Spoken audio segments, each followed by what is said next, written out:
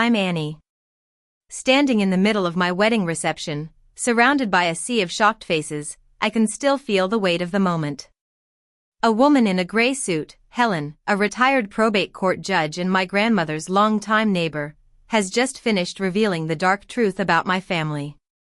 The tent is filled with hushed whispers and the sound of phones being pulled out to record. It all started years ago.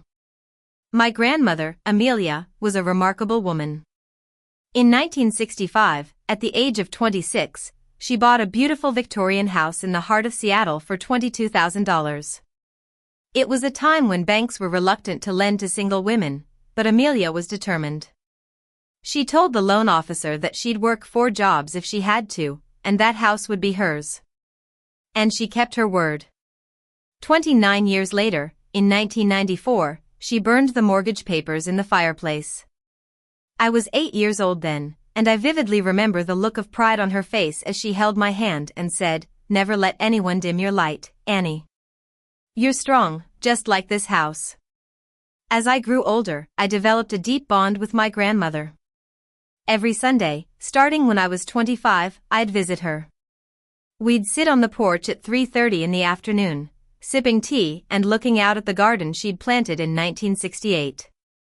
It was filled with tulips, daisies, and lilies that seemed to dance in the breeze.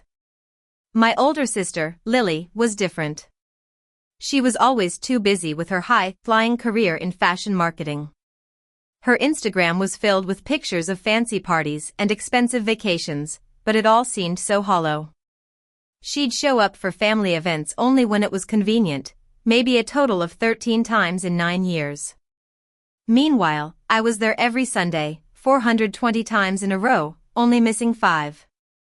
Once for a bad case of the flu, once for an emergency at the hospital where I work as a nurse, once during a snowstorm that made travel impossible, and twice when I had to take care of some urgent personal matters. In the summer of 2017, after our usual tea on the porch, Grandma Amelia took my face in her hands. "Annie," she said, "this house has our family's spirit in every board. Lily will never understand that. She'd sell it at the first chance. But you'll keep it alive." I tried to brush it off, thinking she was just being sentimental. But she was serious. "I'm going to put this house in my will for you this year," she said. She did update her will in 2019. I knew because she told me and showed me the official documents from attorney Arthur Green's office downtown. But she didn't transfer the deed right away, and that small gap would later become a huge problem. In December 2021, I was 29 and planning my wedding. I'd been with my fiancé, Ryan, for 6 years. We met at a local charity event. He was a financial analyst at a big firm, and we just clicked.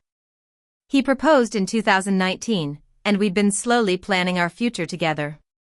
Our company's Christmas party was on December 20th, 2021. I brought Lily as my +1 because she'd just gone through a breakup, and I thought she needed some fun. She wore a black dress that night. I remember watching her laugh at Ryan's jokes across the room, their heads close together near the punch bowl.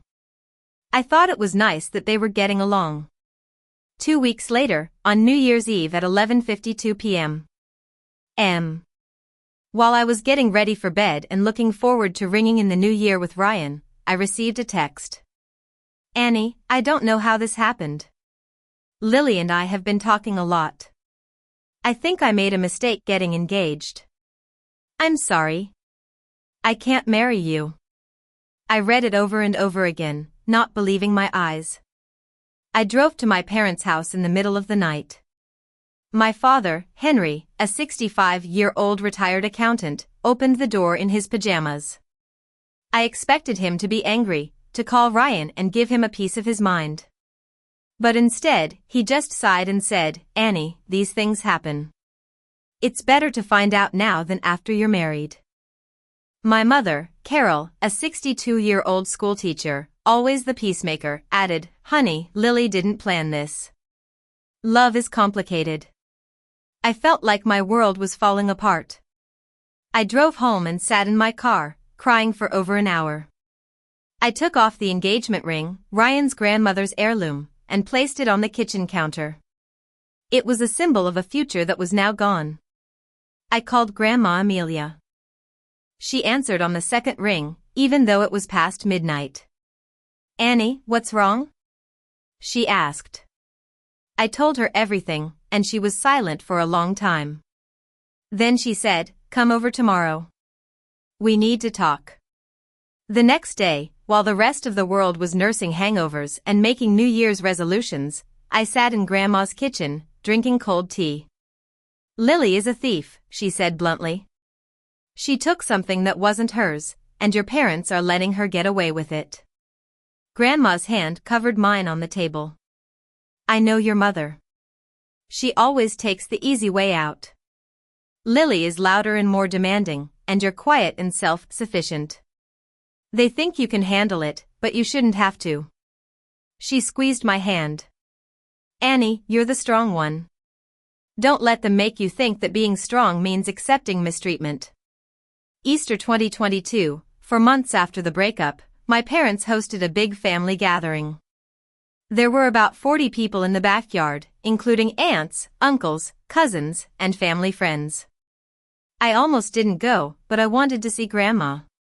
Lily arrived with Ryan. They walked in hand, looking like they'd been together forever. My mother hugged them both, saying, "We're so glad you could make it." My father shook Ryan's hand. Then, my Aunt Grace, my father's younger sister, tapped her glass and announced, "Everyone, Lily and Ryan have some news." Lily smiled that fake smile she was so good at. "We're engaged," she said. The backyard erupted in applause. I stood there, holding a plate of food I couldn't eat, watching as everyone celebrated my sister stealing my fiancé. No one mentioned me, no one acknowledged what had happened. Grandma found me by the fence. She didn't say a word, just took my hand and led me to a quiet corner. "I'm going to make things right," she said. "Legal things. I see what they're choosing." Lily and Ryan got married in July 2022. I wasn't invited. My parents went and posted pictures on Facebook. My mother in a blue dress, holding Lily's hand. My father walking Lily down the aisle. It was the aisle I was supposed to walk down, the wedding I was supposed to have. I worked that day, double shifting at the hospital, taking care of a patient who was very ill. Grandma called me the next morning. "How are you?" she asked. "I'm surviving," I said. She paused and then said, "I updated my will again last month. Everything comes to you, the house, the savings, all of it. I don't trust Lily anymore, and I don't trust your parents to do right by you." I told her it was a lot, but she said, "You've earned it, Annie. All those Sundays with me mean something." From 2017 to 2025, I visited Grandma Amelia every single Sunday. I have the visitor log from her house to prove it. Her signature appeared 13 times in 8 years, while mine was there every week, always around 2:30 p.m. And staying until 5:30 p.m. In 2022, I started noticing changes in Grandma. She'd repeat stories she'd told me just an hour before, and she'd forget to turn off the stove. By early 2023, it was clear that something was wrong.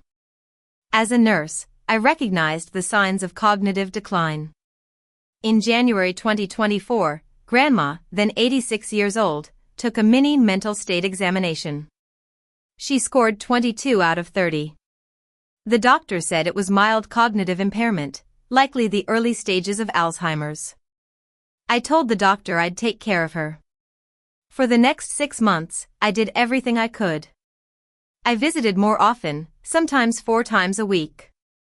I set up pill organizers and arranged for a neighbor to check on her daily. But by July 2024, it wasn't enough. Grandma left the oven on twice, and she got lost on her way to the local grocery store she'd been going to for 60 years. On July 16, 2024, I moved Grandma into Silver Lake Memory Care Facility. It cost $7,200 a month, paid from her pension and savings. The day I moved her, she looked around the house she'd lived in for 59 years and asked, "Where am I?" I cried in the car for half an hour.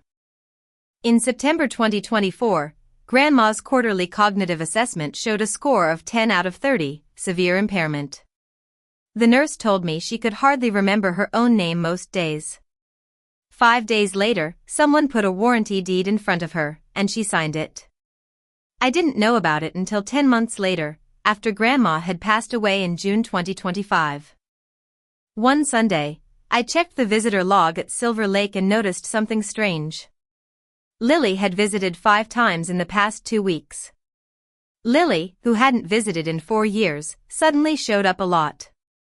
I asked one of the nurses, Sarah, "Has my sister been here a lot lately?" Sarah hesitated. "She's been coming on weekday mornings, always alone." I asked if Grandma seemed confused about who she was.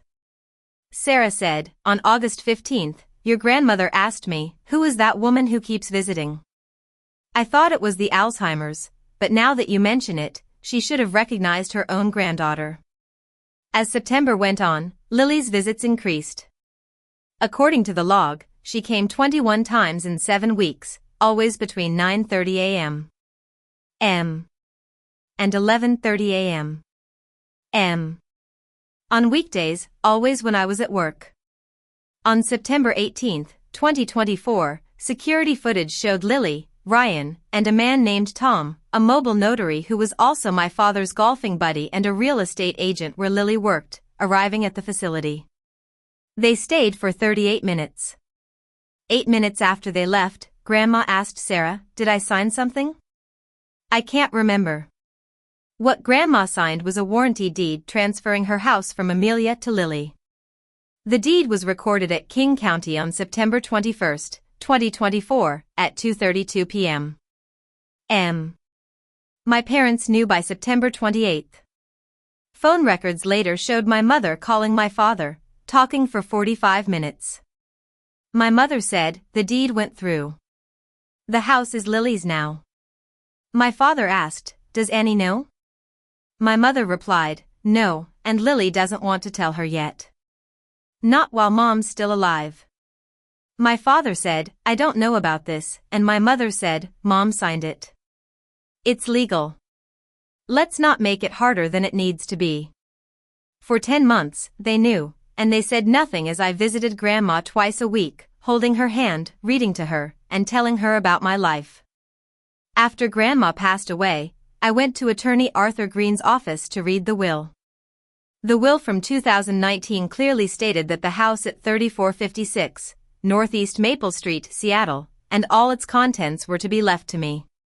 But then, Arthur said, however, property records show a deed transferred to Lily Carter on September 18, 2024. The property is no longer part of the estate. I was in shock. Lily said, "Grandma changed her mind. She wanted me to have it." I asked, "When?" She said, "Last September." But last September, Grandma couldn't even remember my name.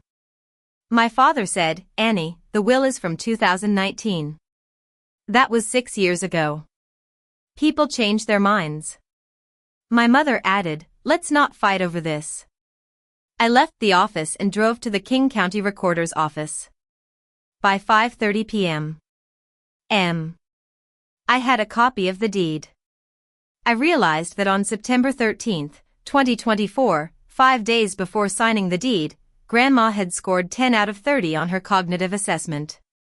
Lily hadn't inherited the house, she'd stolen it from a woman with severe Alzheimer's who thought she was signing a visitor log. In July 2025, I hired attorney Nora Harris, a well-known elder law attorney with 20 years of experience. I showed her everything, the deed, Grandma's medical records, and the visitor logs. She said, "Annie, this is one of the clearest cases of financial exploitation during incapacity I've seen. We have grounds for a quiet title action. We'll ask the court to void the deed transfer." Over the next few months, we built our case. We subpoenaed Silver Lake's complete medical records, 320 pages, visitor logs, and security footage. We hired Dr. Helen Miller, a forensic document examiner, who analyzed Grandma's signature on the deed. Her report showed that the signature had multiple attempts, overwriting, and tremor patterns consistent with neurological impairment. By October 2025, we had 850 pages of evidence. Lily's only defense was, she signed it. In August 2025, I sent legal notice to Lily, intent to file a quiet title action. Her text response was, "Are you crazy? Grandma gave me this house." My father called that evening and said, "Annie, you're making a mistake. You can't prove anything." I told him about Grandma's cognitive test results, and he hung up. 3 days later, the family group chat exploded. Lily posted, "Annie is suing me over Grandma's house. She's claiming Grandma didn't know what she was signing. This is so unfair." Within 2 hours, 32 relatives posted their support for Lily. I replied, "Grandma's wishes are in her 2019 will. What happened in September 2024 is exploitation." But most of them didn't believe me. I left the group chat on August 22nd. In October 2025, I met someone. I'd met him 3 years earlier, but now things were different. Jake, a 38-year-old carpenter and historic home restoration specialist, had helped me assess Grandma's house foundation in June 2022. He said, "Whoever took care of this house really loved it." I told him it was my grandmother. After Grandma died and the lawsuit started, Jake called to offer his support. We started spending more time together, having coffee, going to dinner, and talking about legacy and memory. In December 2025, it became clear that our relationship was more than just friendship. On February 14, 2026, Jake proposed at Volunteer Park, Grandma Amelia's favorite place. He knelt down and said, "Annie, I've watched you fight for your grandmother's memory for over a year. I want to spend my life with someone as strong as you. Will you marry me?" I said yes, but I warned him that my family might not come. He said, "Then we'll fill the chairs with people who really love you." We set the wedding date for April 22, 2026. I thought the case would be settled by then, but I was wrong. In March 2026, Lily listed Grandma's house for sale. The listing said, "Charming Victorian in a prime Seattle neighborhood. Freshly renovated, ready for your personal touch." It was a slap in the face. All of Grandma's hard work, the wallpaper she'd preserved, the floors she'd refinished, was being described as something to be updated. In January 2026, Jake and I mailed save the date cards to 125 people. Lily and Ryan were not on the list, but my parents were. It was a last-ditch effort. In February 2026, my father called. "We got the save the date. Lily's not on the guest list," he said. I told him, "She's a thief who exploited a dying woman." He said, "We won't come if she's not invited." I replied, "Then you won't come." 3 days later, my mother called with the same ultimatum, and I gave the same answer. The family group chat reactivated. My mother posted, "Annie has excluded Lily from her wedding. This is unacceptable. We need to show Annie that family unity matters." 30 relatives posted their agreement over the next 2 days. The RSVP cards started arriving in late February. 30 cards, all declining. They all had handwritten notes like, "When you come to your senses, family first. Praying you'll forgive." Nora, my attorney, said, "This is evidence of a conspiracy to obstruct justice. I want you to send each person who declined $1 by certified mail. Keep the serial numbers." I was angry. $1 was all they thought Grandma's dignity was worth. But I did it. In March 2026, I went to the bank, withdrew $30 in ones, and created an Excel spreadsheet with each person's name and the bill's serial number. I printed 30 note cards that said, "For your trouble, Annie." I mailed them on March 20th.